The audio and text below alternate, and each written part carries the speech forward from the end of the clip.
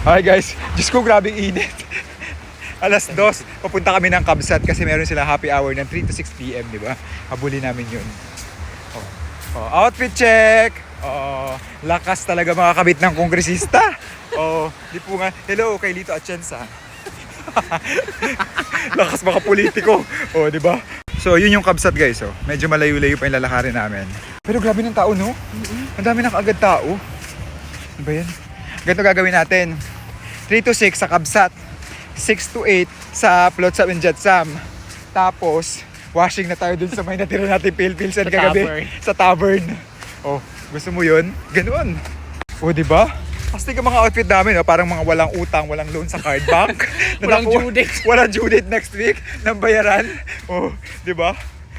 Guys, nandito na kami pero grabe ang dami kaagad tao. Sana may upuan pa tayo. Doon tayo second floor. Para medyo maano. This is Kabsat guys. The famous Instagrammable spot. Yan si RC. Guys, may pila sa Kabsat Yan, ang haba. Guys, finally after 2 hours of waiting, nakapasok na kami. And we're eating na. Yan. Si RC. Sobrang gutom na siya. Tapos grabe, mura lang dito Tapos in-order namin yung butter chicken nila na half. Ang dami Diba?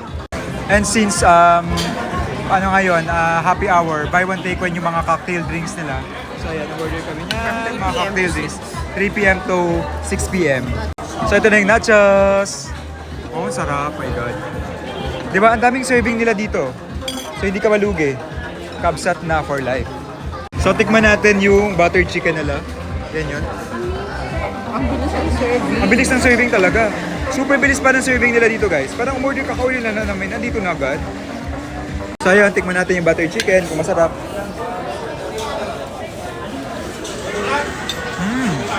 Masarap. Super bilis ng serving. Kaka-order lang namin, few minutes ago. Tapos nandito na agad. Kung mag-rate ako when it comes to servings ng, Kabsat. Kabsat. 10 out of 10. Tapos yung butter chicken nila, yes. Di ba ang dami ng serving, no? 10 out of 10, pero sa marami yung serving. Actually, this is half only, di ba? Ang dami, malasa, masarap yung sauce. Di ba naging food critic na kami dito? Kain kami ng kain sa LU. Tapos guys, yung Kabsat kasi nasa beachfront siya, so maganda siya. So yan siya, diba? Tapos nandyan yung sunset, mamaya papakita ko sa inyo. Cheers, Bes! Happy birthday! Birthday niya! Guys, ito yung mga menu nila, yan. Mga mura lang.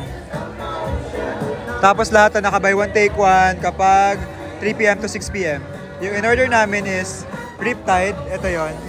Riptide. Yan yun. 280 lang, buy one take one. Saan ka pa? Guys, balik muna kami ng Hotel Dipuga. Kasi nabangingis yung...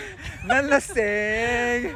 Umaga tayong nalasing, di po guys si Brian. Nabanging Dipuga. Order pa naman ng dalawang order ng buy one take one na cocktail. So ayun si Bakla na. Sige, mag-buy one take one pa. Happy hour pa more. Happy hour. Tapos alam niyo ba, mag-order pa sana ng isa. Ay, Dipuga! Mama! Mamatay tayo. So naglalakad kami guys. Ayan di ba nasugat yung pako? Ayan. Yan yung view. Wala nga yung sunset. Hindi maganda. Mga tipo ko'y chinita na pakasta. Guys, Dipuga yung Maria Clara nyo. Hubog na. Hi guys, I have an announcement. So I think, eto na muna yung last travel namin ni Brian. Uy, Dipuga. Mga kakimihan na naman hayop natin. Ayun. So hi. Yung sa mga followers ni Bri, baka hindi nyo muna ako makita sa content ni Bri kasi ito na muna yung last namin na magta-travel. Diyos ko, ang dami mga excuses. Tapos mamaya, Bes, mag-book na tayo, mapunta na Cebu. Guys, hindi muna kayo makikita kasi mag-duty muna siya sa MTRCB. Maraming trabaho. Maraming trabaho muna. Tsaka malapit na yung December.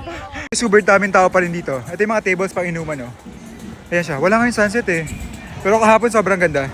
So guys, nakabalik na kami dito sa hotel kasi nabangingin na si RC. Hubog na. So pahinga muna kami tapos lalabas kami mamaya. See you on my next video. Bye-bye.